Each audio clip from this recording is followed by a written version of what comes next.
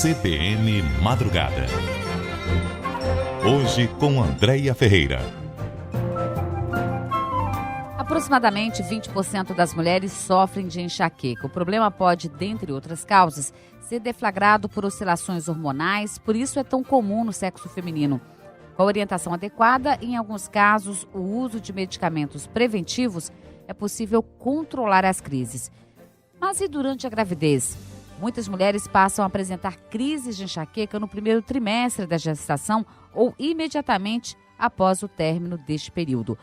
Para falar sobre esse assunto, está conosco aqui no CBN Madrugada o neurologista e cefaliatra Abush Krishnantovski, que é mestre e doutor pela Universidade Federal Fluminense, integrante das Sociedades Americana e Internacional de Dor de Cabeça.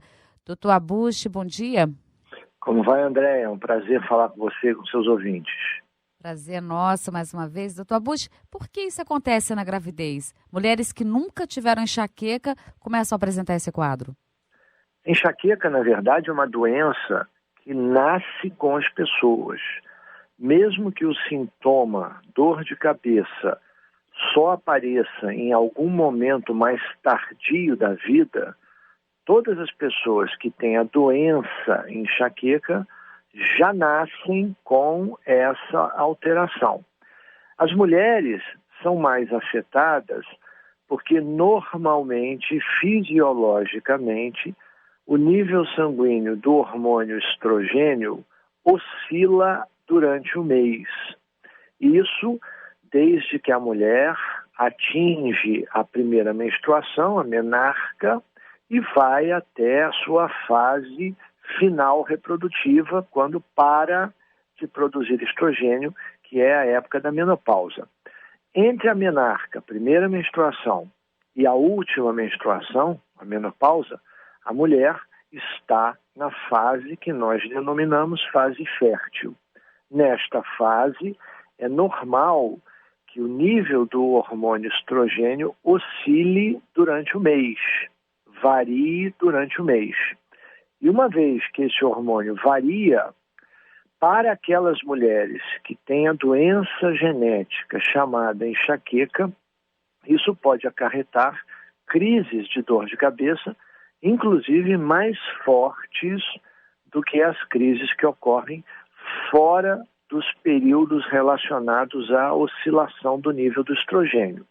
Então a enxaqueca hoje é uma doença muito mais bem compreendida do que era há 20 anos atrás. E nós já sabemos que muitas mulheres podem ter crises de dor de cabeça muito piores no período pré-menstrual ou mesmo só apresentarem crises de dor de cabeça no período pré-menstrual. Isso se deve, como já dito, a essa oscilação do nível do estrogênio. E o tratamento, quando é feito de forma correta e eficiente, pode eliminar ou diminuir muito as crises de dor de cabeça. Tratamento nenhum consegue curar enxaqueca, já que a enxaqueca é uma doença genética. Mas os tratamentos bem feitos, bem conduzidos, podem eliminar ou reduzir muito os sintomas. Isso demanda, entre outras coisas, o uso diário de medicamentos, o que nós chamamos de tratamento preventivo. O grande problema é quando a mulher encontra-se em alguma fase da sua vida que não pode tomar os medicamentos preventivos, ou, pelo menos, que não sejam indicados medicamentos de forma regular. É o caso da gravidez. Né? Pois, e o que fazer? Esse que é um problema. Embora a maior parte das mulheres melhore sozinha no período da gravidez por causa dos hormônios da gravidez, algumas mulheres mantêm o seu padrão anterior de dor de cabeça e outras, inclusive, pioram na dor de cabeça. Algumas mulheres, inclusive, passam a apresentar dor de cabeça, embora já tenham a doença enxaqueca desde o nascimento, passam a apresentar a dor de cabeça durante ou após a primeira gravidez. O que fazer, então, já que é desaconselhável o uso regular de remédios durante a gravidez. Existem várias estratégias. Eu, particularmente, procuro ao máximo evitar usar remédios nesse período.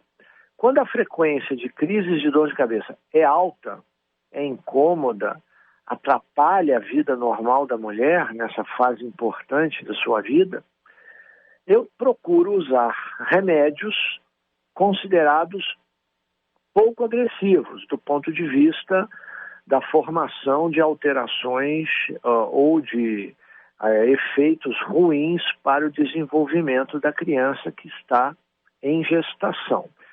Quando isso não é possível, quando é desaconselhado totalmente, há obstetras que desaconselham completamente o uso de qualquer remédio, nós tentamos algumas outras opções, como os chamados fitoterápicos ou complexos vitamínicos. Existem algumas dessas drogas, que não são bem consideradas drogas, que podem ajudar mulheres com enxaqueca nesse período. Então é importante que nós saibamos e ressaltemos aqui que cada mulher tem uma evolução completamente diferente e a mesma mulher pode ter evoluções diferentes de uma gravidez para outra. Por isso é que eu sempre enfatizo a necessidade de consultas demoradas, criteriosas e que vão permitir ao médico determinar que tipo de organismo, que tipo de paciente é aquela mulher que está se apresentando a ele com crises de dor de cabeça. Para as crises em si, para as crises propriamente ditas e não para a prevenção das crises, também podem ser usados medicamentos. Só que a maior parte das vezes, os medicamentos usados fora do período da gravidez não devem, pelo menos por enquanto, a literatura sugere que não devem ser usados nesse período. Há determinados fármacos que podem ser usados de uma forma um pouco mais tranquila, um pouco mais liberal. Mas eu, de novo, ressalto e enfatizo que nenhuma droga para as crises de dor de cabeça deve ser usada mais de 2 vezes por semana. Não apenas porque as drogas podem agredir o organismo da mulher ou de quem quer que tome os medicamentos, como também pode aumentar ao longo do tempo a frequência das crises de dor de cabeça. É exatamente isso. Uma droga para a dor, se usada em excesso, pode aumentar a dor ao longo do tempo. Algum risco para a criança em gestação, doutor, para o bebê? A mãe que tem, por exemplo, nesses primeiros meses aí de gravidez, sucessivas crises e crises intensas de enxaqueca? Então, como isso nunca foi claramente demonstrado, porque na medicina, para que nós tenhamos certeza de alguma coisa, nós temos que realizar estudos com uma metodologia adequada. E nenhum comitê de ética em pesquisa vai autorizar estudos em mulheres grávidas, como também não autoriza estudos em crianças. Então, o que se tem hoje de relato sobre a segurança relativa de determinadas drogas durante a gravidez, durante a gestação, é de relatos que nós chamamos de retrospectivos, de análises passadas de mulheres que tomaram durante a gravidez. Isso não é algo muito confiável na medicina mais científica, na medicina de melhor padrão. Então, existem algumas drogas consideradas mais seguras do que outras, embora nós saibamos que essa segurança é relativa. De novo, a minha conduta pessoal é usar o mínimo possível de drogas nesse período. No entanto, aquelas mulheres que pioram muito nesse primeiro trimestre podem usar determinadas drogas que habitualmente não seriam usadas ou seriam consideradas menos eficientes quando nos períodos fora da gestação.